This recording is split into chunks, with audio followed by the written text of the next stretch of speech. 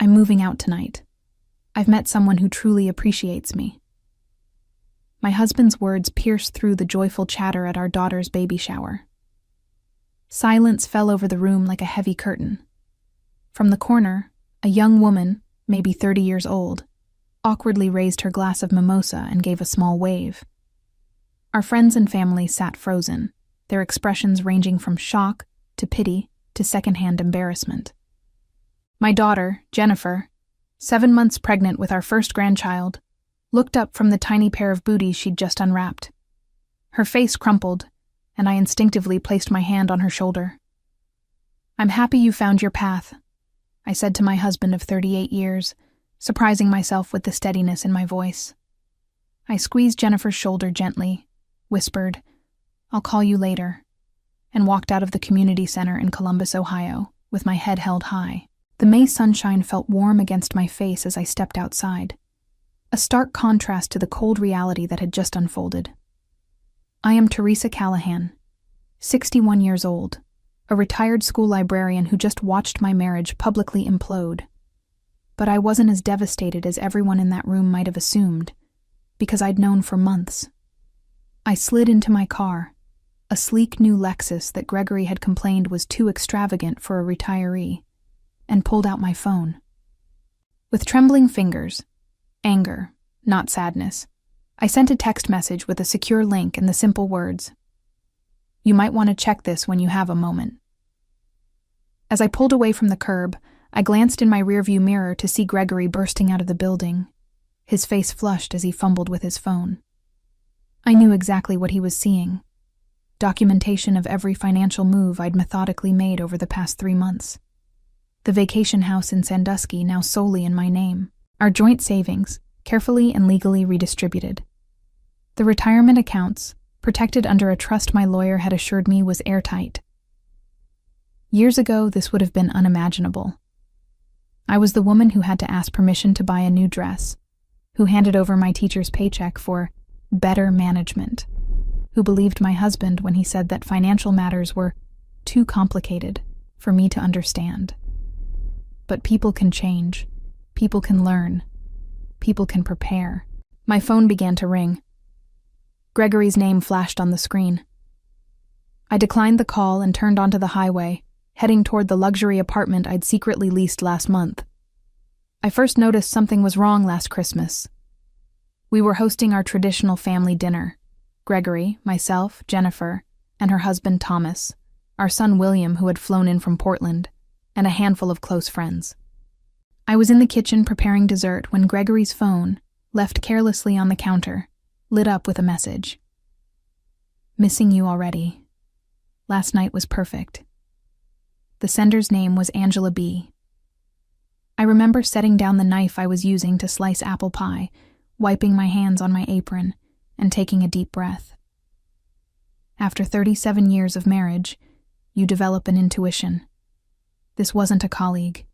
This wasn't innocent. This was something else entirely.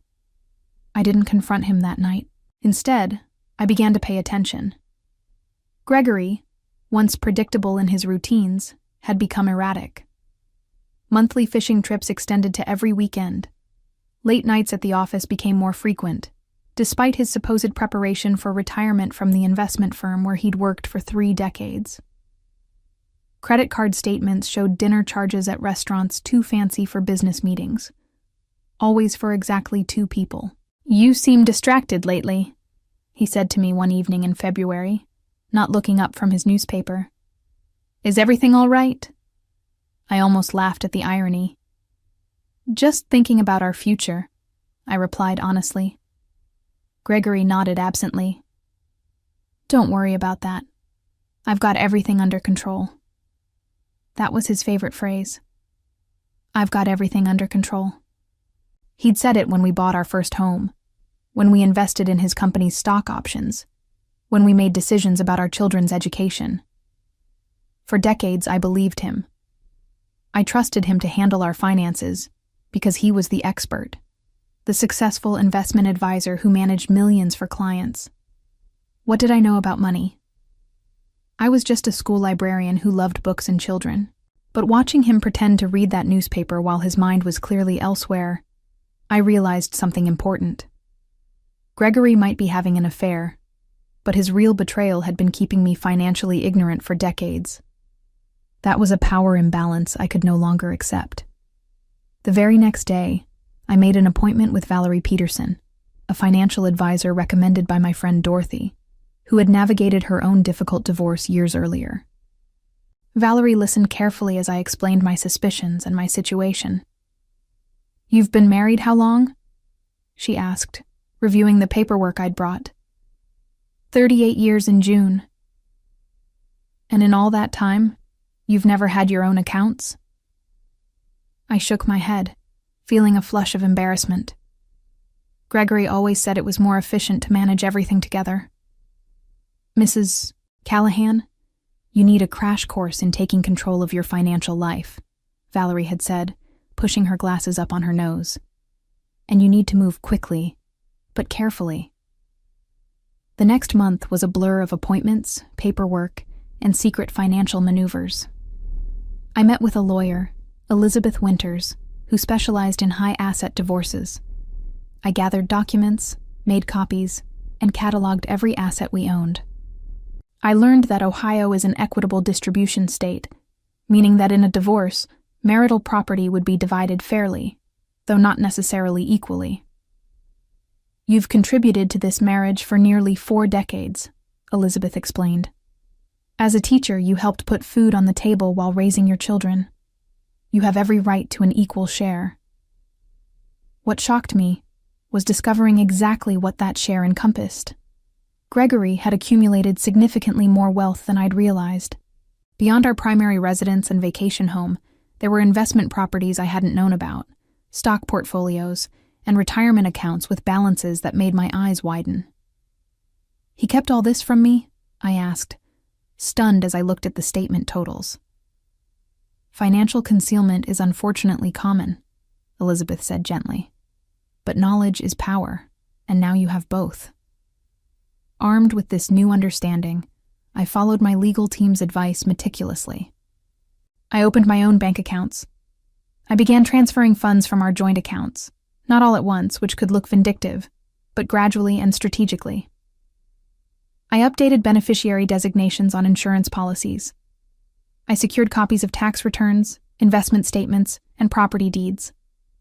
And most satisfyingly, I transferred our vacation property in Sandusky, a lakefront cottage that had been my dream home for retirement, into my name alone, a move that was perfectly legal given how the property had been titled. Throughout this process, I maintained a facade of normalcy at home. I prepared Gregory's favorite meals, listened to his stories about work, and nodded sympathetically when he complained about being too busy for our usual Sunday dinners with the kids. I even feigned disappointment when he announced another weekend fishing trip, this time with my full knowledge that fishing meant a boutique hotel in Cincinnati with Angela B. Meanwhile, Jennifer's pregnancy progressed, and she asked if I would help host her baby shower. I threw myself into the planning, grateful for the distraction. We chose a spring garden theme, coordinated games and decorations, and sent invitations to family and friends. Gregory seemed pleased that I was occupied, making it easier for him to slip away unnoticed. What I didn't anticipate was that he would choose our daughter's celebration as the backdrop for his announcement. Even after months of suspicion and preparation, that level of callousness caught me off guard. But in a way, it made what came next so much easier. My new apartment was minimalist and modern, nothing like the traditional colonial home Gregory and I had shared for 26 years. Floor-to-ceiling windows offered a stunning view of the Columbus skyline. The furniture was sleek and contemporary, and there wasn't a single floral print or antique in sight. This place represented the new Teresa, someone I was still getting to know. I silenced my phone after Gregory's 7th call and poured myself a glass of the expensive Cabernet I'd purchased with my new credit card. As I sipped, I savored not just the wine, but the silence, and the knowledge that I had finally taken control. The next morning, reality set in. Jennifer called, her voice thick with tears. "Mom, what's happening? Dad came back to the shower after you left, but he wouldn't explain anything. Everyone was asking questions. It was humiliating. "I'm so sorry, sweetheart," I said. "This isn't how I wanted things to go. Are you okay? Is the baby okay?" "We're fine," she said. "But Mom, Dad says you've taken everything. He says you've been planning this, that you emptied accounts without telling him. Is that true?" I closed my eyes, feeling a pang of guilt. Not for what I'd done, but for how it affected our children. "Jennifer, your father and I need to work through some things. I've protected what's rightfully mine after 38 years of marriage. That's all you need to know right now." "But the baby shower. Why didn't you tell me something was wrong?" "Because it wasn't about me. It was about you and my grandchild. I never imagined your father would choose that moment to announce his decision." After promising to visit her later that week, I hung up and steeled myself for the next call. It came from William, our son. "Mom, what the hell is going on? Dad's completely losing it. He showed up at my hotel room at midnight, ranting about how you've stolen his retirement." "William, please watch your language," I said automatically, the school librarian in me emerging despite everything. "Your father is upset because he's facing consequences he didn't anticipate." "What consequences?" "Mom, he said you transferred the lake house to yourself. That's cold." I felt a flash of anger. Cold? What would you call announcing to our entire social circle that you're leaving your wife for another woman during your pregnant daughter's baby shower? There was a long pause. "Wait, what? Dad didn't tell me that part." Of course he hadn't. Gregory had always been selective with information, a trait I was now employing myself. I spent the rest of the day fielding calls and texts from concerned friends and family. Some were appalled by Gregory's behavior. Others were shocked by my financial maneuvers. Dorothy, my closest friend since our teaching days, came over with takeout Chinese food and a bottle of champagne. "To your liberation," she toasted, raising her glass. "I've been waiting 30 years for you to stand up to that pompous ass." I laughed despite myself. "Have you really disliked him all this time?" Dorothy's expression softened. "I never disliked Gregory. I disliked how he diminished you. How he made every decision, controlled every dollar, took credit for your successes, and blamed you for his failures. You deserve better, Teresa." As we ate lo mein straight from the containers, I filled Dorothy in on my plans. I would be meeting with my lawyer again tomorrow. Gregory had already contacted his own attorney. The battle lines were being drawn. "Are you scared?" Dorothy asked as she was leaving. I considered the question. Not scared. Sad, yes. Angry, definitely. But for the first time in decades, I feel powerful. That night I slept better than I had in months. The next morning, I arrived at Elizabeth's office downtown to find her waiting with a grave expression. "Gregory's attorney has been in touch," she said, gesturing for me to sit. "They're contesting the property transfer and claiming you acted in bad faith." "Is that going to be a problem?" I asked, my confidence faltering slightly. "It complicates things, but we've done nothing illegal. Everything was properly documented and filed. The lake house was transferred through legitimate channels." She pulled out a folder. "However, they're demanding an emergency hearing for temporary financial orders. Gregory is claiming financial hardship." I nearly choked. Financial hardship? The man makes over $300,000 a year. Yes, but according to his filing, he has significant debt obligations I don't think you were aware of. Elizabeth spread several documents across her desk. Credit card statements showing balances in the tens of thousands. A personal loan with a staggering interest rate. A second mortgage on our primary residence that I had never signed for. "How is this possible?" I whispered, my hands shaking as I examined the evidence of yet another betrayal. "There's more," Elizabeth said gently. The girlfriend, Angela Blackwood. She's a former client of Gregory's firm. There's been an ethics investigation ongoing for nearly 6 months. The pieces suddenly fell into place. Gregory's increasingly erratic behavior, his insistence that retirement was still years away, despite our original plan to retire together when I did, the frequent arguments about money that seemed to come out of nowhere. He's been hiding financial problems, I realized aloud. All this time, while making me believe he was the expert. It appears so, Elizabeth confirmed. And there's something else you should know. The firm is considering termination due to the inappropriate relationship with a client.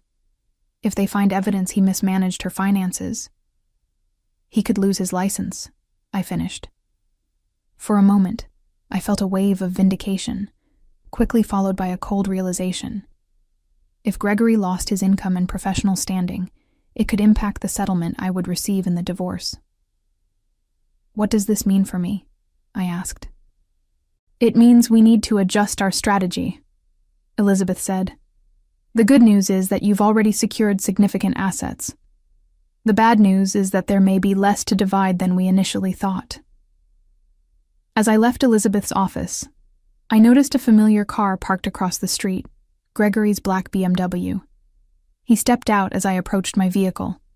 Teresa, he called, his voice carrying across the parking lot. We need to talk. I hesitated, then turned to face him. He looked terrible. Unshaven, eyes bloodshot, wearing the same clothes from the baby shower. About what, Gregory? Your girlfriend? Your secret debt? The ethics investigation at your firm? His face paled. How did you... I know everything now, I said, surprised by the steadiness in my voice. All the things you kept from me because finances were too complicated for my understanding. You don't understand, he insisted, stepping closer. Angela isn't what you think. This whole situation isn't what you think. Then explain it to me, I challenged. Explain why you humiliated our daughter at her baby shower. Explain why you took out a second mortgage without my knowledge. Explain why you've been lying to me for months. Maybe years. Instead of answering, Gregory's expression hardened. You'll regret what you've done, Teresa. I built everything we have. Everything. You wouldn't even know how to manage these assets without me. I smiled, a genuine smile that seemed to unnerve him. That's where you're wrong. I've learned quite a lot recently. I suggest you talk to your lawyer about a settlement because, from where I'm standing, I'm holding all the cards. 3 days after my confrontation with Gregory in the parking lot, I received an unexpected visitor at my apartment. The concierge called to announce that an Angela Blackwood was requesting to see me. I considered refusing, but curiosity won out. Send her up, I told him. Minutes later, I was face to face with the woman who had waved so awkwardly at our daughter's baby shower. She was younger than me, probably in her early 30s, but not the 20-something trophy I had imagined.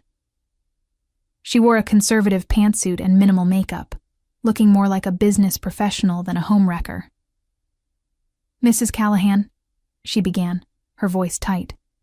Thank you for seeing me. I assume you have something important to say, I replied, not inviting her to sit. Angela took a deep breath. I need to tell you something about Gregory. Something you deserve to know. Against my better judgment, I gestured to the couch. She perched on the edge, clutching her handbag like a shield.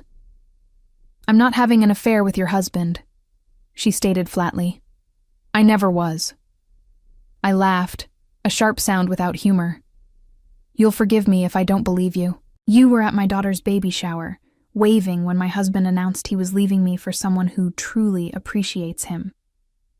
I was there because Gregory insisted, she said. He told me it was a business brunch. I had no idea it was a family event until I arrived, and by then it was too awkward to leave. Something in her expression made me pause.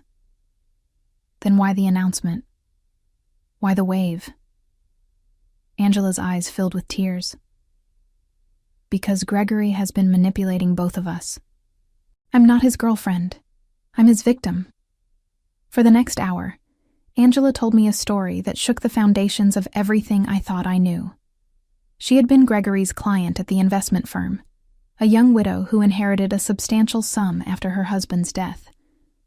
Gregory had been assigned to manage her portfolio, but over time, he began making unauthorized investments, taking excessive fees, and eventually, diverting funds to cover his own mounting debts.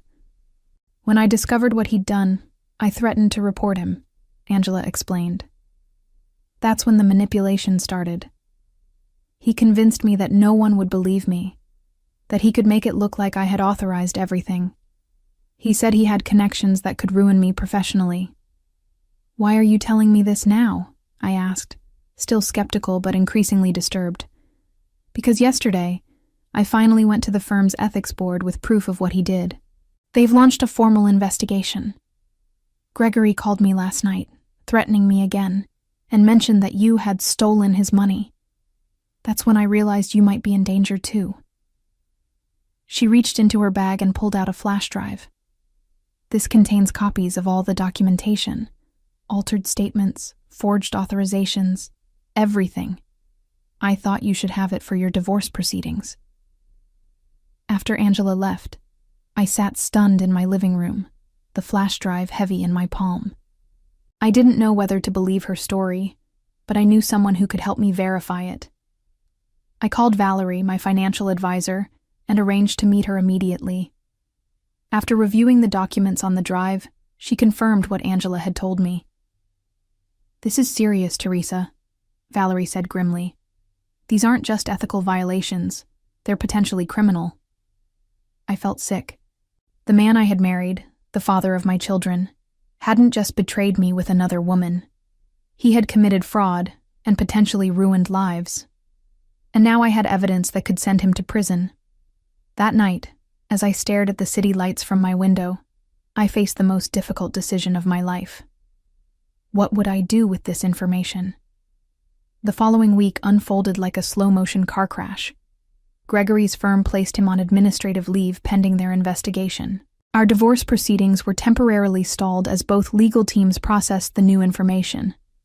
Jennifer was hospitalized briefly with stress-induced high blood pressure, putting her at risk for complications with the pregnancy. William flew back to Columbus from Portland, determined to fix things between his parents before the baby arrived. Through it all, I maintained a determined calm, even as I grappled with what to do about Angela's evidence. You have a powerful bargaining chip, Elizabeth advised during our latest meeting. We could use this to negotiate a very favorable settlement. Or I could turn everything over to the authorities, I countered. Let Gregory face the legal consequences of his actions. Elizabeth's expression was neutral. That's certainly an option, but consider how a public scandal and potential criminal case would affect your children, your grandchild, and ultimately, your own financial security. I knew she was right. If Gregory went to prison, there would be no alimony, potentially reduced assets to divide, and a stigma that would affect our entire family. Yet the thought of allowing him to escape accountability for his actions burned within me. The decision was made for me when Angela called again. I've been contacted by 2 more of Gregory's former clients, she said. They've noticed discrepancies in their accounts, too. The firm's internal investigation is expanding. My path became clear. I didn't need to be the one to bring Gregory down. His own actions were already doing that.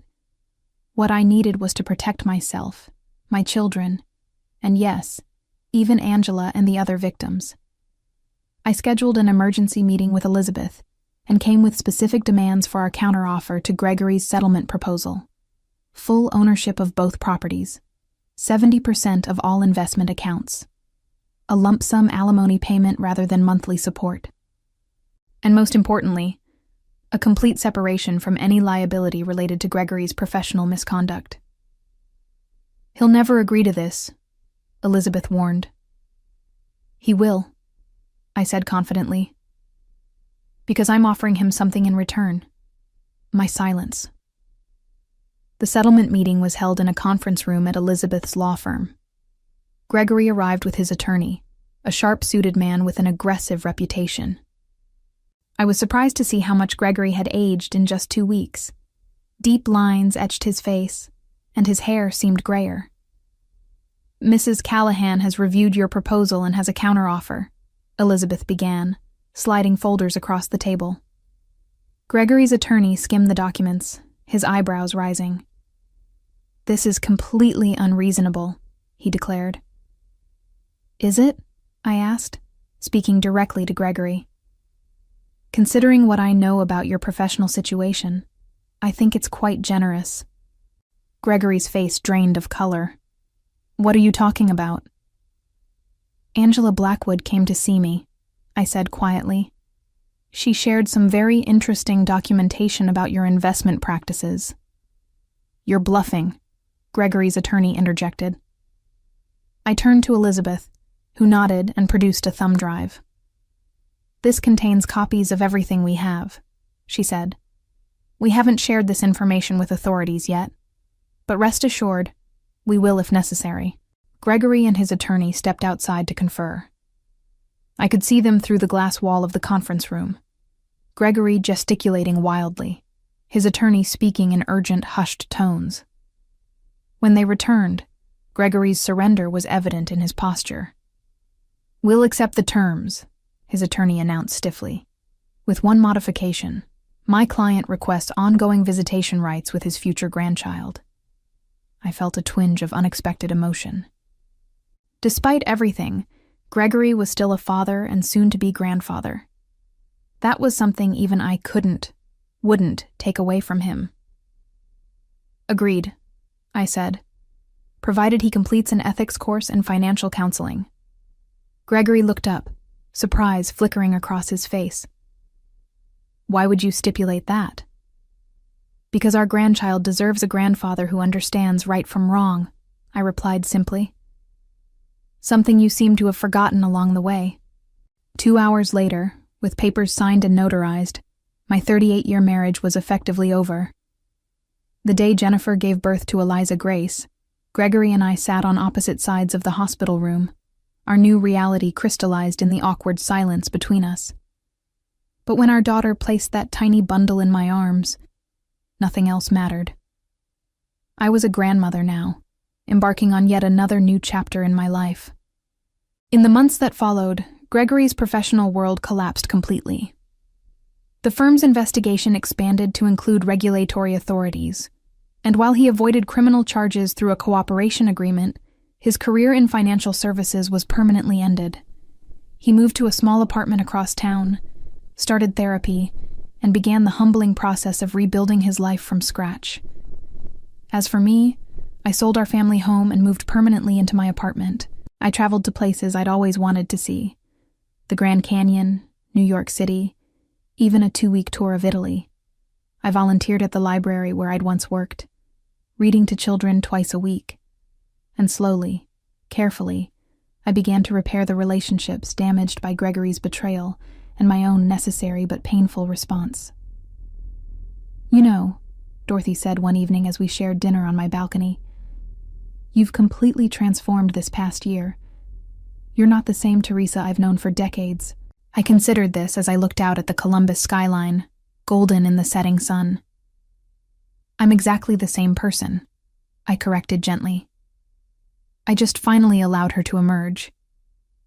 Looking back on my journey from betrayal to empowerment, I realized the greatest revenge wasn't in the assets I secured or the dignity I maintained. It was in discovering I had been capable of rescuing myself all along.